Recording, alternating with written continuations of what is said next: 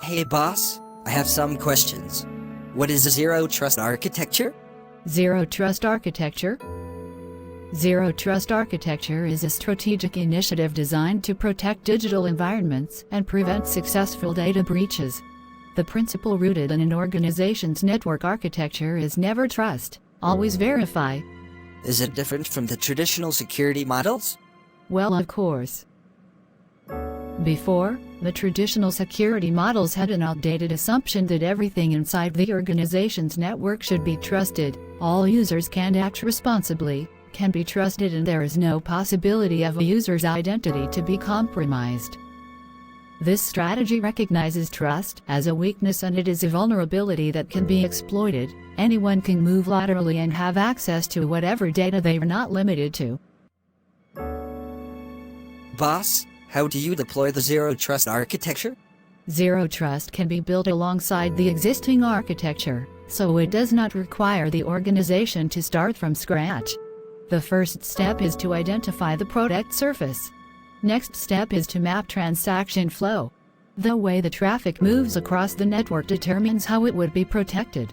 If we specifically document how the resources interact, we can properly enforce controls and provide valuable context to help ensure optimal cybersecurity with minimal disruption to users and business operations. Step 3 is to build Zero Trust architecture. What?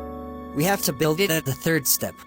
Yes, the first 2 steps are to ensure the condition is secured and stable to build the architecture. Okay, so how do we build the architecture? Zero Trust networks are unique to the individual. You can map out the Zero Trust architecture, starting with a next-generation firewall, once you've established the product surface and mapped flows in relation to your business's demands.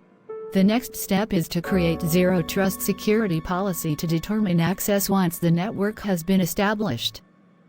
Is that necessary? Yes, Steve, it's very important. You must know who your users are, what apps they require access to, why they require access to those apps, how they usually connect to those applications, and what controls can be utilized to secure that access. And the last step is to monitor and maintain.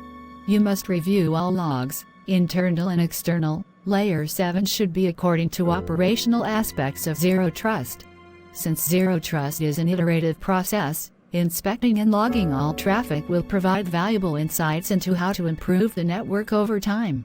I see. Thanks so much, boss. I think I can continue with my work. Glad I could help you. Make sure you head out your report on the meeting the day after tomorrow.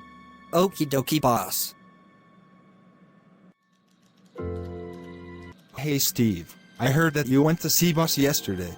You guys talked about Zero Trust architecture, right? Yeah, we did. Did she tell you about the threats associating with it? Well, we didn't discuss about it, but I did some research last night. Want me to tell you what they are?